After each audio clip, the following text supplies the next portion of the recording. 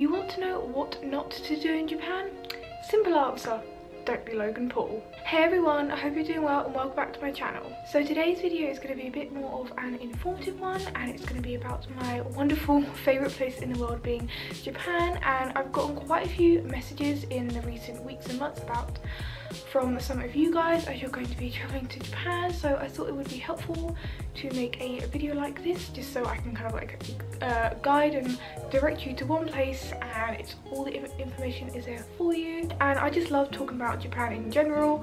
I love being able to pass on any knowledge that I may have that may help you guys. And like, I'm not obviously an expert about Japan, I've only been there a few times, and obviously I'm very grateful and lucky to have been to Japan, but I want to do all I can to help you guys out.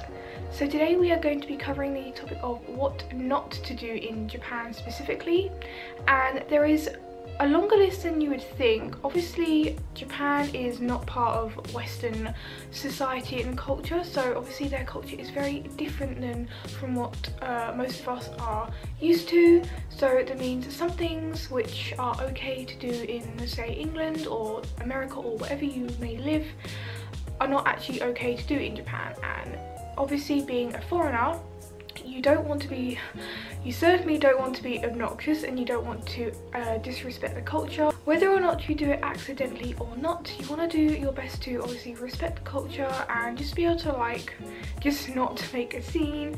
And I know personally I like to do my best just to fit in and be accepted and just have a nice time when I'm in the country, and I never obviously wanted to cause any trouble, as I'm sure most of you are also like that too, unless you're Logan Paul. So it's always good just to do a bit of research before any new country you may visit, just to make sure you don't, you know, accidentally do something that's terrible and may land you in jail. Obviously Japan's not a country that's like that, but you know, you don't want to find yourself in trouble or kind of like thinking, why is everybody looking at me like that, why are people staring at me? So it's always good just to have a little basic list in your head of things that are probably best to avoid. So the first thing I'm going to cover is probably one of the things that you probably should know the most, and it may seem kind of obvious, but obviously this may be a little different depending where you're from. But firstly, it's basically don't be an obnoxious idiot when you're on the trains or any forms of public transport, or just when you're in public in general. Now when you're traveling by train in Japan, you'll probably notice that when you board the train, it is very silent.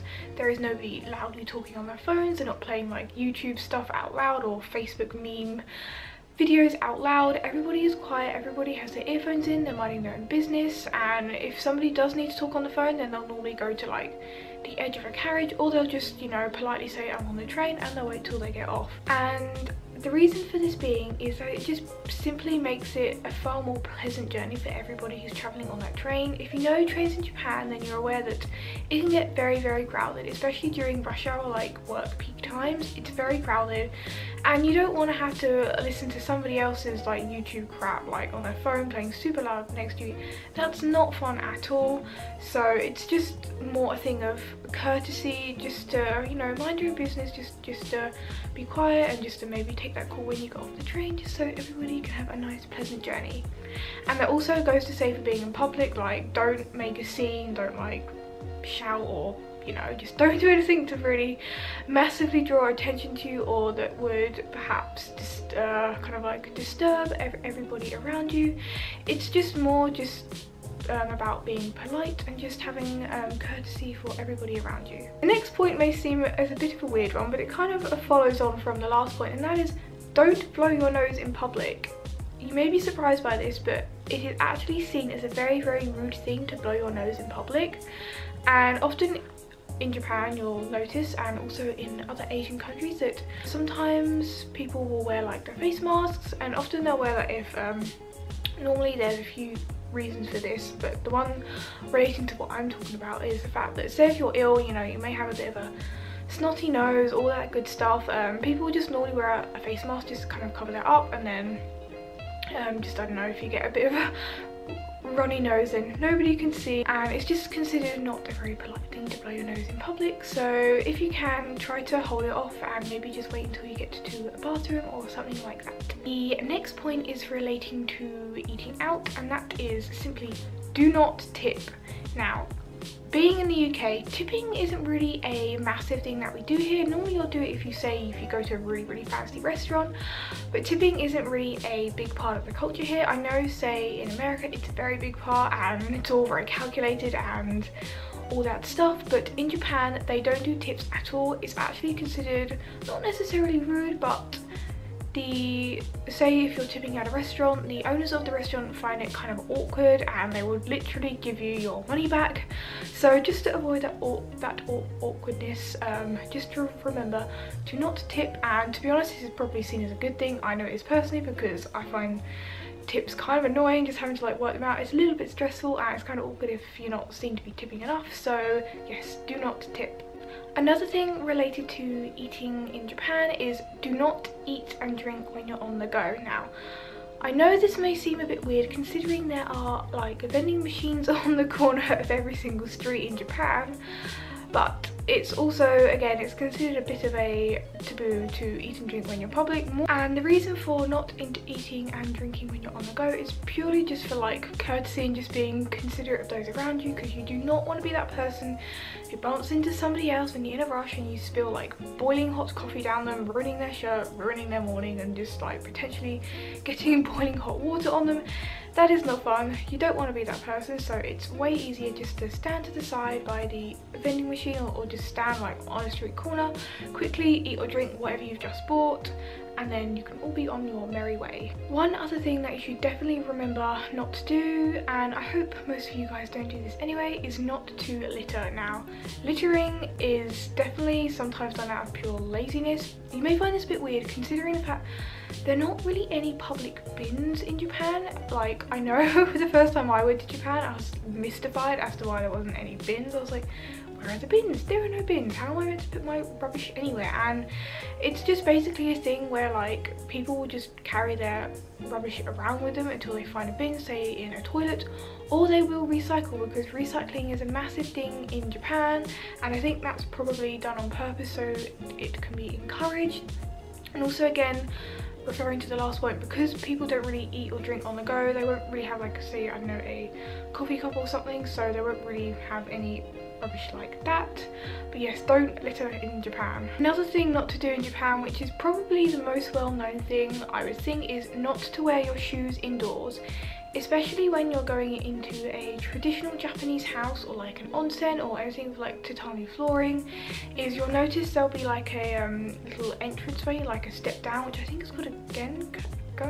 Okay, I thought I had that word but I can't remember it, so yeah, just erase that from your minds. I'm sure you'll correct me in the comments down below, but yes, a lot of houses in Japan, you'll notice there'll be like a special entranceway, and that is where you are meant to take your shoes off and put on your house slippers, or you'll be provided some depending on where you're going, if it's like some kind of like public housing or like an onsen. And yeah, don't go past it with your shoes on. That is a massive no-no. Obviously, being in Japan, chopsticks is a very common thing to use to eat food with, especially noodles or ramen, but there are definitely some things that you should avoid doing with your chopsticks. Firstly, that is, do not pass food with them. This is considered very rude, so don't do that. Just don't wave them, don't point them, don't stab your food with them, don't use them as like samurai sticks. Just don't be obnoxious with your chopsticks and go like pointing someone's eye out with them. Just use them to eat your food in a normal manner. If you're not really sure how to properly use them, then I would definitely say like maybe just observe around you and just see how everybody else is using them. Obviously, everybody's not going to be staring at you intently being like they're not using their chopsticks correctly, especially if you're out with, say, some Japanese friends, or you're with Japanese businessmen or women. You definitely don't want to be that person who's using their chopsticks incorrectly and everybody's staring at and looking at weirdly. So yeah, if you're not sure, then just observe around you and just see how everybody else is using them, or even watch a YouTube video, because YouTube teaches you everything. One other thing that I thought I would mention that you shouldn't do in Japan, and this is relating to onsens actually, which is the public baths in Japan. And obviously that's not a thing that you have in the western part of the world. We don't have public baths, and I definitely recommend going to a public bath if you are planning to go to Japan. You can get ones that are like mixed, and you can also get like ones for just for men and women, and also private baths depending on what suits you best. And one thing that you have to remember before using an onsen is do not go in without washing yourself. Yes, I know it might not make sense to you if you're going into a bath. You're like, why do I have to clean myself before going into a bath that I'm then going to clean myself in? But if you think about it, if everybody didn't wash themselves before getting into the onsen, just think how dirty that water would be, honestly. Like, and you're all gonna sit in that water, and I don't know how many people will obviously be in the onsen, but there'd be a fair few of you, and that's pretty gross. And I know I'd rather get into an onsen knowing that everybody was already clean, and meaning that the water is clean, and it just feels much nicer. And before you go into an onsen, there'll be areas where you can get changed and you can shower and wash yourself. So yes, make sure to have a shower before going into an onsen in Japan. And I think that pretty much covers all of the points that I wanted to cover today. Again, if there are any other points that you think may be of use, then feel free to drop them in the comments down below. Don't forget to click that subscribe button before you go, and to click the like button, as that helps me out a lot and I would be very grateful. I hope you all have a wonderful day, and I'll see you all next time. Bye guys.